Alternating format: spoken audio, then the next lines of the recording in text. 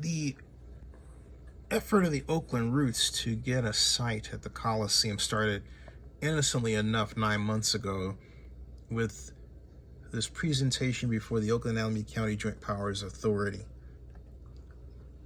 We can go on to the next item. I believe the next item would be the presentation from Roots Soccer. And I did want to just acknowledge that Vice Chair Miley appears to have jumped back into attendees, and so began Lindsay Barenz' presentation. And an important one in our community. I just want to make sure to note that we are not agendized for any action on this today, nor is there a recommended action before us today. So this is a informational discussion in which we will not be taking action, but we want to appreciate everyone involved and thank you for being here and give you the floor to make your presentation. That said, it did set out the basis for an eventual exclusive negotiating agreement. But here is what was said during that presentation that formed the basis for the ENA. Oakland Roots Soccer President Lindsay Barenz and Lydia set up technical goals for an interim stadium. 10,000 fan capacity, 2 times the current, ability to schedule routes and sold equitably, accessible locations, parking availability, a target 2025 opening, already zoned for use, minimized intervention, leave in good shape for future use. Prior to the Coliseum presentation, the group had looked at every possible venue from Golden Gate Fields to Tom Bates Fields, the Oakland Army Base, Alameda Point, College of Alameda, Estuary Park, Laney College, Oakport, Malibu Hagenberger, and Merritt College. They claimed to have done their diligence at the time, a physical test fit, event coordination discussions, technical, geotech, environmental easements, utilities, BCDC, and alignment with long-term development plans. They just left out one factor, which I'll get to in a moment. They settled on the Malibu site with a vision of activating the Coliseum area with 40 Roots and Soul games a year, plus other sports and community events. On-site 8.8 acres, 10,000 fan capacity, home team and visiting team game day facilities, broadcast AV and admin, game day operations, block party redo. Off-site, the Coliseum, event parking, potential bike parking facility, and pedestrian access from BART. This is the area as they saw it, with a pedestrian easement, lease area, and event parking outlined in the blue here. The lease area is here, the area they would use. This is the Malibu site right here. So they had a parking here and use the Malibu site here. And this is what they laid out. Field, a fence, team facilities, block party here, area. The parking here. This is industrial. And this is Hagenberger. This is the main entry, team facilities, again, the block party. This is for an area that is not directly designed from an outdoor standpoint for toiletries that are going to provide that. The highlights were that it generates more activity and jobs at the Coliseum in near term, provides additional venue operation on a temporary basis, flexible modular system that allows long-term plans to proceed, greater capacity allows club to increase its community impact, keeps clubs in Oakland as it searches for its permanent home. That was quite lovely, and thank you for all the work you've been doing to expand soccer, including both men's soccer and women's soccer, and the fan base, and the excitement. Certainly the game crowds are beautiful and exciting, and I like that you're looking at a way to continue to have the food truck experience, which people so enjoy and which is so lovely. And of course, this is not before us today for action. So let me just say, as your chair, I'm happy to continue to work with you and all the stakeholders toward, refining this into something that could be practicable, and that to make sure that we're taking all those needs into account. And of course, but then there was a problem, and that will reveal itself soon and revealed itself a few minutes after Vice Mayor Kaplan spoke. Here. Thank you. Yes, we will note for the record how you put a rectangle into a triangle is an excellent thing to get to depict. So thank you for that, and it's good to have you all here. We will now go to the members of the public. Zenny, welcome yet again to the floor. Thank you. Was I unmuted or I'm talking? Okay. Fantastic presentation, and thank you all for what you've done with the Oakland Roots. Very exciting. 2 questions. First of all, has anyone looked at the drainage issue regarding the Malibu site? It's been a problem from time to time. That's the first one. The second one is the presentation. When I look at something like that, I always think, okay, what's the cost? What's your ability to pay for it? And what's your funding gap? And how do you propose to, fill the funding gap?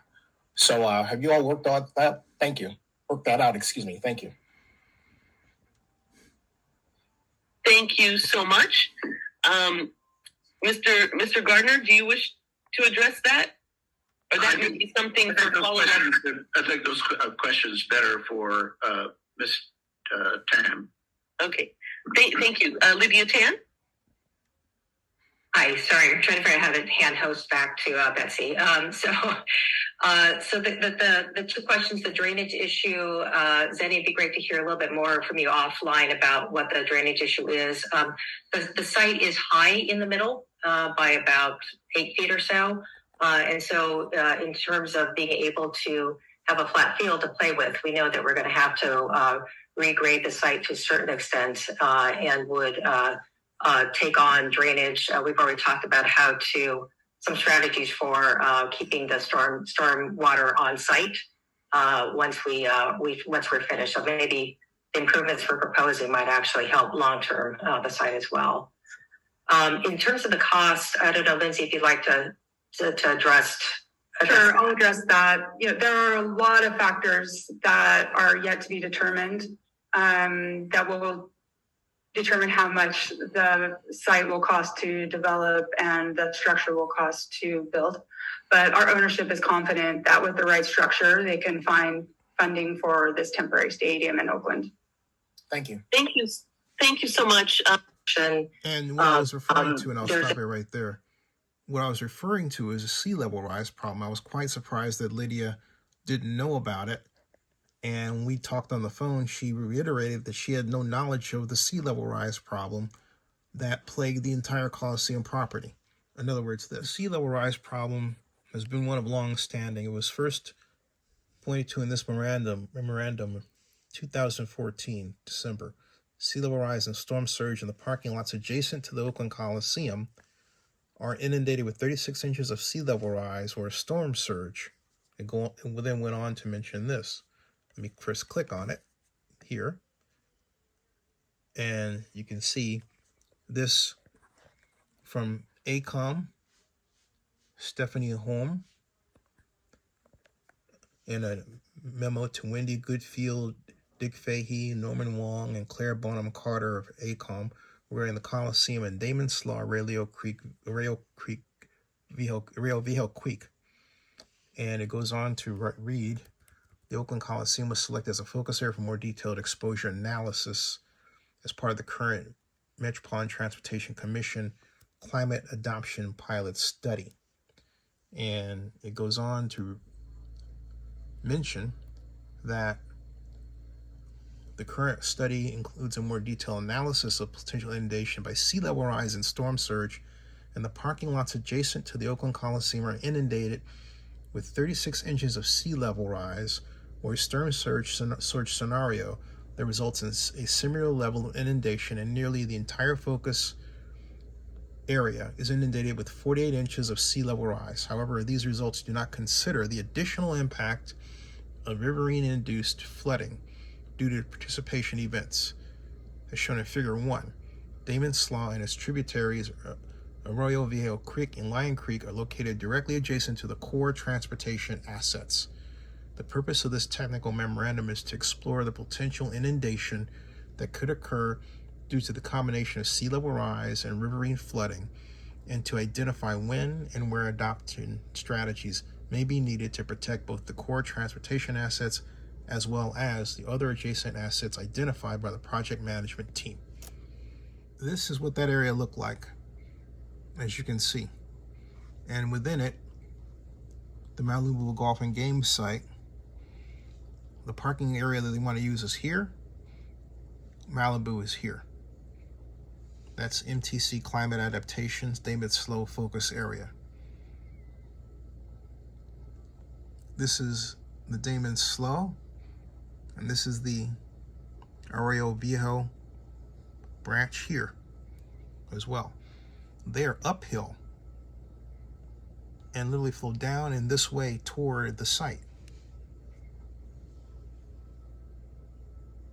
The Coliseum complex, as you can see, is directly noted in the study. Flooding occurs throughout the Coliseum complex during the tide conditions with 12 inches of sea level rise and a 50-year peak flow rate, the same as existing conditions with no sea level rise. Flooding at low-lying areas at the parking lot is from overland flow pathways, as I was describing. From Arroyo Viejo Creek during these peak flow events with 12 inches of sea level rise, flooding also comes directly from overtopping over Damon Slow, starting from a 10-year extreme tide combined with a 25-year peak flow event. The most extensive flooding in the parking lot area is expected during a 100-year storm surge combined with a 10-year peak flow event.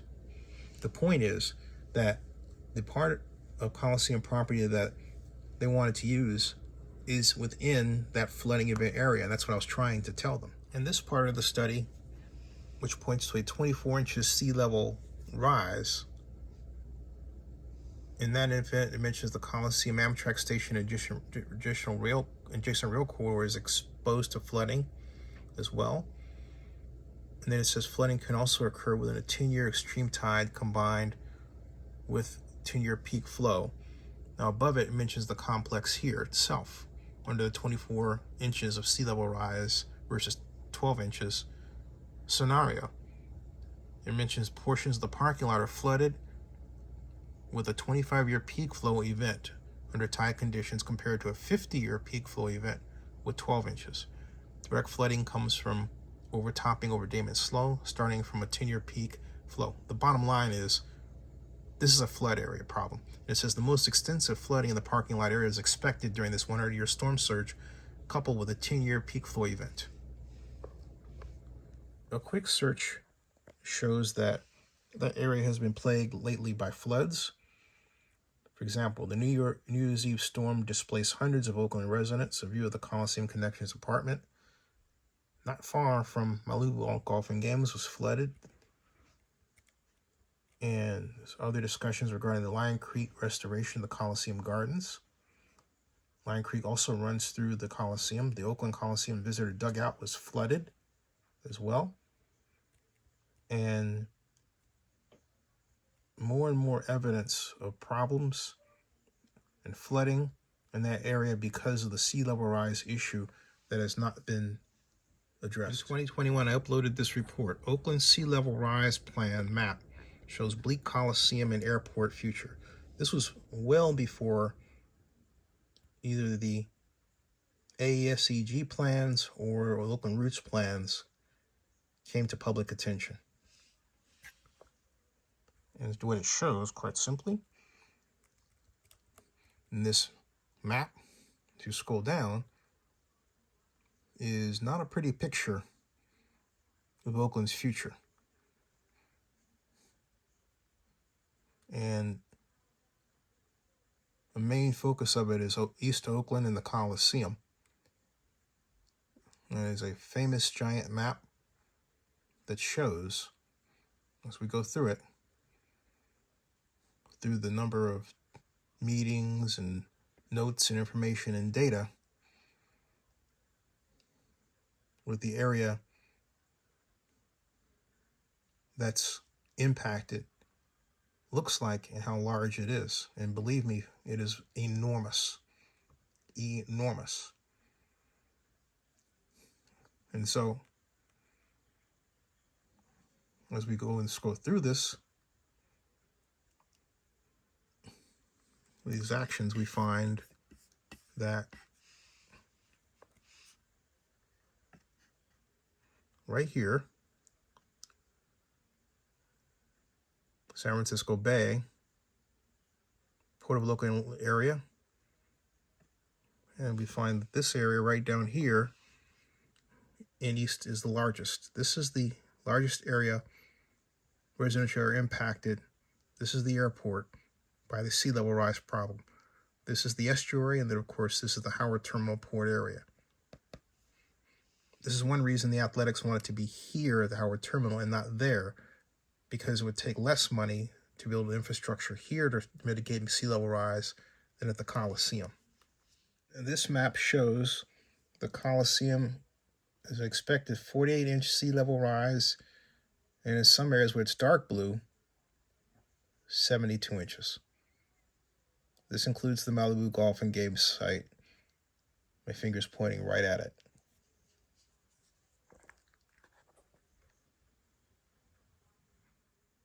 Eventually, the Oakland Roots did obtain their exclusive negotiating agreement and then worked out an agreement with AASEG. But this agreement says that the Oakland Roots would pursue the Malibu Golf and Game Site and not go inside the Coliseum. AASEG did not want Oakland Roots inside the Coliseum. And so even the introduction here describing the respective agreements points to that. We're excited to announce this agreement with AASEG.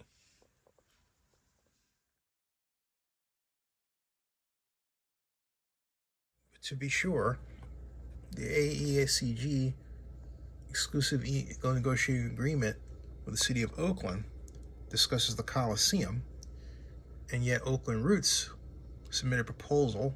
It reads to lease on an interim basis the adjacent Malibu site. If accepted by the City of Oakland-Alameda County as co-owners, this proposal will allow Oakland Roots and Soul to construct a temporary modular stadium.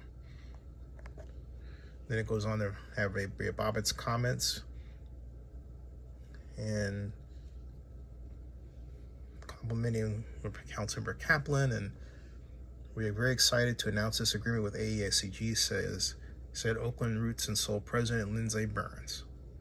Now, then on November 20th of this year, at the Oakland-Alameda County Coliseum Joint Powers Authority meeting, we saw this. With their hand raised has the last name of Barenz. You're allowed to speak. Good morning, Madam Chair, Commission members, and staff. Thank you for a minute of your time. This is Lindsay Barenz, President of Oakland Roots and Soul SC. At the October meeting, Executive Director Gardner reported that the staff would be pursuing events for the 2025 season at the Coliseum. Oakland Roots and Soul are very interested in serving as an anchor tenant of the Coliseum in 2025, while we continue to pursue construction of a modular stadium at the Malibu site. We are very excited about this opportunity. It would be an honor to carry on the tradition of having professional sports teams in Oakland call the Coliseum its home. Now let me stop right there. She never mentioned any discussion with AASEG. She discussed wanting to be inside the Coliseum, something that when I presented that idea to her and to her land use representative, Ms. Tam, they objected to and said that they wanted their own stadium. But note, she never mentioned at all contacting or notifying AASEG. The Coliseum's proximity to public transportation, its connection to the community, and its soccer-ready layout make it a great location for our games. Playing at the Coliseum would more than double our fan capacity, allowing more of our community to attend our games. We are selling out Soul games. We have hit capacity multiple times for our Roots games, and the recent success of our community investment round shows there is more demand for soccer in Oakland and the East Bay. We are continuing to make progress on our proposed interim stadium at the Malibu site. We have submitted our application and we're conducting diligence, building out the detailed stadium plans, and engaging community stakeholders. In the course of that work, however, we have encountered some hurdles that may delay our ability to open Malibu in time for the 2025 season. We wanted to take this opportunity to make you aware of our progress on the Malibu site and express our interest in being the anchor tenant at the Coliseum for 2025. We have been engaging with the JPA team over the past few weeks and really appreciate their help educating us on the logistics of playing at the Coliseum. We have more due diligence to undertake, but are encouraged by the discussions to date. Thank you. And again, no one mentioned anything about AASEG. And this goes to my complaint about how this was done, having two exclusive negotiating agreements on the same plot of land. And I said at some point, their interests are going to overlap. And that is exactly what's happened here. It is yet another example of how mismanaged the Oakland-Alameda County Coliseum Joint Powers Authority is, and how it needs a planning staff and manager who understands redevelopment and tax increment financing and jurisdictional representation among developer interests. This is now officially a big, fat mess. The Oakland Roots are working cross purposes with AASEG. My recommendation to the Joint Powers Authority is to set up a special committee and make the Oakland Roots a subordinate part of the ENA of the AASEG. Otherwise, there's a pure conflict of interest here in structure, which could lead to an unfortunate direction regarding political corruption. And I say that because of the high degree to which politicians have been involved. The Oakland Roots first met with Treva Reed when she was the representative for District 7 on the Coliseum Joint Powers Authority. It all started there. So rather than having this take that road, the JPA needs to take action and create a special structure to protect the interests of three organizations. First and foremost, the Coliseum Joint Powers Authority, and second, equally, AASEG and the Oakland Roots. Subscribe to Zenny 62, and of course, let's not forget that the taxpayers represented by the Coliseum Joint Powers Authority. Subscribe to Zenny 62 on YouTube, and please bookmark ZennyReport.com and OaklandNewsOnline.com.